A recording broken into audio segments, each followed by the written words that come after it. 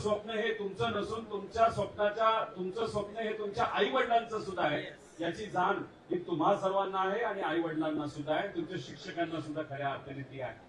त्यामुळे तुमच्या अडचणी सुटाव्यात यासाठी खऱ्या अर्थाने आम्ही सर्वजण काम करत असतो. आता कुठले पेपर फुटले 2026 मध्ये आपण जर 23 पासून सुरुवात करू. मुंबई उच्च न्यायालय व्यक्तिगत सहाय्यक 4 नोव्हेंबर 2023 ला पेपर फुटला. वन संरक्षण 5 ऑगस्ट 2023 ला फुटला. तलाठी भरती मी काय वेगळं बोलणार नाही. मला जेलमध्ये टाकणार होते, माझ्यावर एफआयआर होणार होता, पण ते विसरले की रोहित पवार जेव्हा बोलतो तेव्हा पुराव्या सकटच बोलत असतो. आणि आता सिद्ध झालेले तलाठी भरतीमध्ये सुद्धा पेपर फुटला होता. हे मी तर म्हणतच होता, तुमच्या माध्यमातून जे पुरावे माझ्याकडे आले. पण आता मॅट सुद्धा त्या तिथं सांगत आहे की आपल्या या तलाठी भरतीमध्ये घोटाळा झालेला आहे आणि तो सुद्धा 25, 30 लाख 40 लाखाला एक पेपर गेलाय. त्यावेळेस अंदाजे 4,000 कोटीचा भ्रष्टाचार झाला होता. त्यात खोलात जाणार आहे. आम्ही कुठलाही विषय सोडत नाही. महाजनको ऑक्टोबर 2023, कोतवाल भरती ऑक्टोबर 2023, सार्वजनिक बांधकाम विभाग 17 डिसेंबर 2023. जरा 24 वर येऊ आपण. जल संपदा फेब्रुवारी 2024. 25 राज्य उत्पादन शुल्क सप्टेंबर 2025. म्हणजे तोच विषय ना आपला एक्साइज मध्ये काय झालं होतं की मार्किंग पॅटर्न कुठल्या विषयाला किती महत्व दिले हे फुटला होता. हा विषय तुम्ही आपण सर्वांनी मांडला, पण याच्यामध्ये मॅटनी सुद्धा आता कन्क्लुजन केलेलं आहे. त्याच्याबरोबर आपल्या एमपीएससी सुद्धा सांगितलेलं आहे, हो मार्किंग पॅटर्न हा फुटला होता. म्हणजे एमपीएससी वर जो आपल्या सगळ्यांचा विश्वास हा कायम आहे, अजून सुद्धा आहे. पण त्याच्यामध्ये अशा गोष्टी घडत असतील तर कुठेतरी आपल्याला वाईट वाटतं आणि भीती वाटते.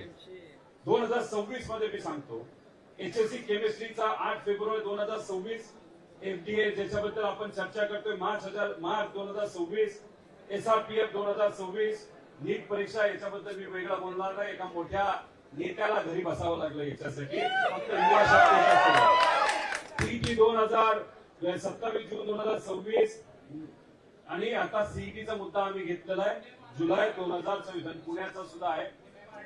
एमएमआरडीएचा आता एकनाथ शिंदे साहेबांना काही दिवसांपूर्वी मी भेटून म्हणलो की साहेब हे फार अंगलटी येणार आहे, याच्यावर आपल्याला कारवाई करावी लागते. मी त्यांना ज्या दिवशी भेटलो त्या दिवशी संध्याकाळी अधिकाऱ्यांनी एक कमिटी फॉर्म केलेली आहे, समिती फॉर्म केलेली आहे आणि त्या प्रश्नपत्रिकेमध्ये नाही तर त्याच्यामध्ये काय घोळ झाला हे सांगतील.